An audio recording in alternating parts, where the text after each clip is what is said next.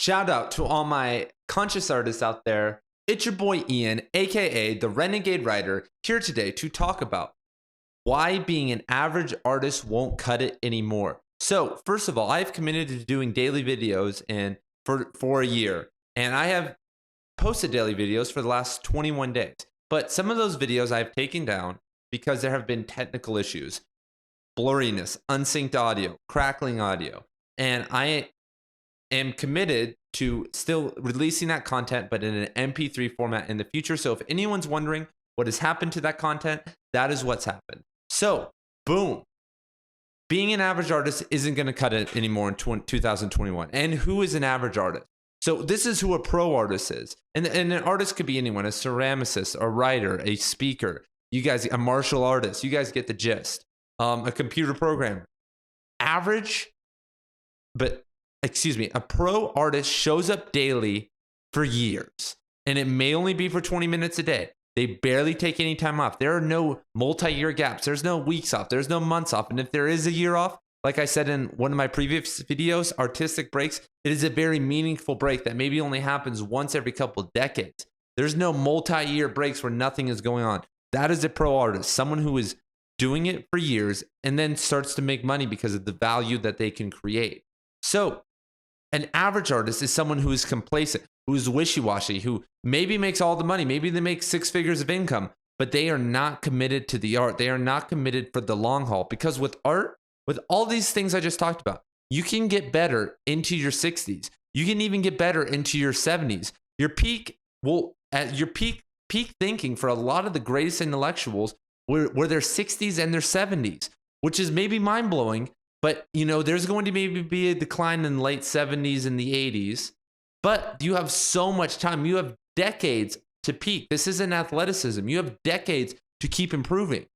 And the big thing, though, about why average artists can't cut it anymore, because I'm sure you guys know in whatever field you're in, like there are ceramicists out there that are below average, but they're making a full-time living off of that. But guess what? They're below average ceramicists, but they're above average marketers. Maybe they're mega marketers, or maybe they're trust funders, or they have a husband that gives them a bunch of money for advertising. So you don't know what's going on. But what I am here today to tell you, and this isn't about a scarcity mindset, this is about reality, economic reality, that the artistic gaps are closing for average people because a new phenomenon is happening in the world. And that is that other countries, third world countries, the non-Western world are getting into art. They are getting into art and they are entering the artistic economy because, of course, the whole world has had art. Third world countries have their own form of art. But what I am saying is that with more people speaking English, more people having the internet, and more people realizing that they can sell art and that will, sell huge in their currency. For instance, there are people in Venezuela right now who are painting and doing things that are living lavishly in Venezuela because their currency is so messed up that they are making 1,000 times the minimum wage that people who are working, we'll say, at a fast food restaurant in Venezuela are making. And there are actually a bunch of people doing that. And this is Africa, Southeast Asia, South America, the Middle East, all these places which are hundreds of millions of people. Hundreds of millions of people are going to start entering this artistic market, and they are going to be motivated. They are going to work hard. They are going to have the same passion for art.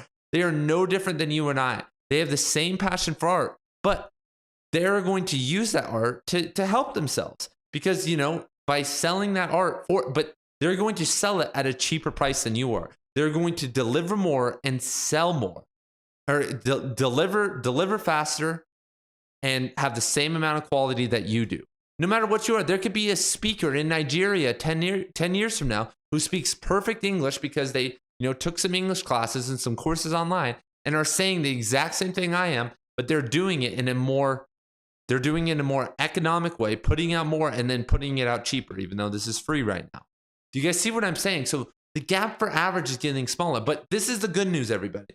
There's actually a ton of abundance in this because as let's say, art grows in this way, that there's hundreds of millions of people who had the potential to enter this field. Well, they're going to saturate the market, but the saturation of the market is going to expose art to new audiences. So this whole ceramic community is going to become more international. The whole writing community, it's going to become more international. So that's going to make more room for people at the top. And it's a sorry thing to say that the people at the bottom are going to suffer, but the people who put the time in and learn to market and have established themselves in about 10 years are going to reap massive benefits, because I would just have to assume that 100, 200 million people are going to have learned English in the next decade. And a lot of them are going to have been exposed to art and want to, find the best people who speak English or whatever language, whatever language you're in, there's going to be expansion within that language unless you speak, an outdated language. So what are you going to do with that power? What are you going to do with that knowledge that this is coming? There is a mass artistic awakening and opportunities on the horizon, and you can get ahead of the curve because the people in these countries are just realizing this. They are just getting the gears going. They've started to mass produce art, like, wall art. They've started to mass produce ceramics and other things. And I'm not talking about China. I'm talking about actual artists. Like, there's starting to be a mass production of individual artists, not on an assembly line, doing their own thing, but there's just a lot of them who are starting to enter the internet sphere. So